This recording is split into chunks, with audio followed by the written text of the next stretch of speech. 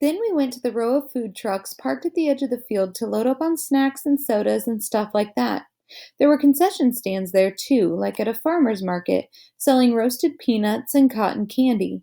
And up a little farther was a short row of carnival type stalls, the kind where you can win a stuffed animal if you throw a baseball into a basket. Jack and I both tried, and failed, to win anything. But we heard Amos won a yellow hippo and gave it to Zemina. That was the big gossip that went around. The jock and the brainiac. From the food trucks, you could see the corn stalks and back of the movie screen. They covered about a third of the entire field. The rest of the field was completely surrounded by woods.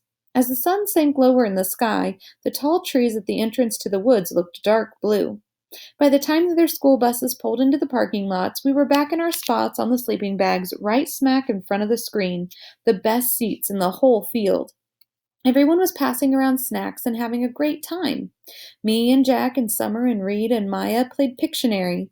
We could hear the sounds of the other schools arriving, the loud laughing and talking of kids coming out on the field on both sides of us, but we couldn't really see them.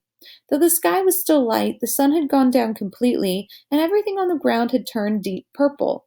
The clouds were shadows now. We had trouble even seeing the Pictionary cards in front of us. Just then, without any announcement, all the lights at the ends of the fields went out at once. They were like big, bright stadium lights. I thought of that scene in Close Encounters when the alien ship lands and they're playing that music. Da doo da dun.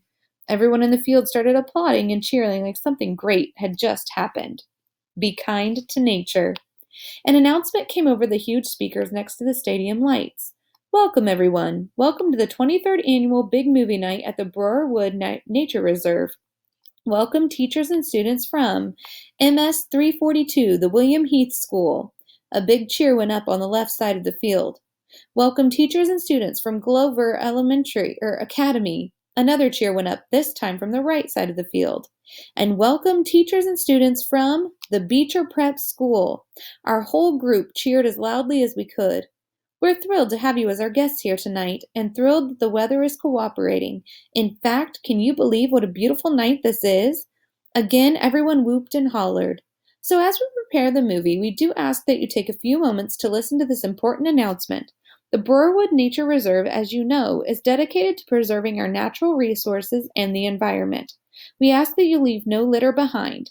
Clean up after yourselves. Be kind to nature and it will be kind to you. We ask that you keep that in mind as you walk around the grounds. Do not venture beyond the orange cones at the edges of the fairgrounds. Do not go into the cornfields or the woods. Please keep the free roaming to a minimum. Even if you don't feel like watching the movie, your fellow students may feel otherwise, so please be courteous. No talking, no playing music, no running around. The restrooms are located on the other side of the concession stands.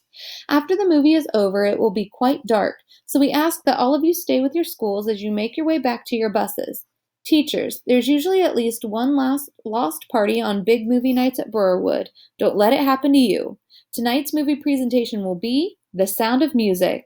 I immediately started clapping, even though I'd seen it a few times before, because it was Via's favorite movie of all time. But I was surprised that a whole bunch of kids, not from Beecher, booed and hissed and laughed. Someone from the right side of the field even threw a soda can at the screen, which seemed to surprise Mr. Tushman. I saw him stand up and look in the direction of the can thrower, though I knew he couldn't see anything in the dark. The movie started playing right away. The stadium lights dimmed. Maria the nun was standing at the top of the mountain, twirling around and around.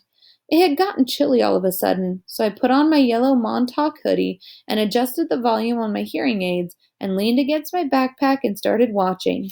The Hills Are Alive.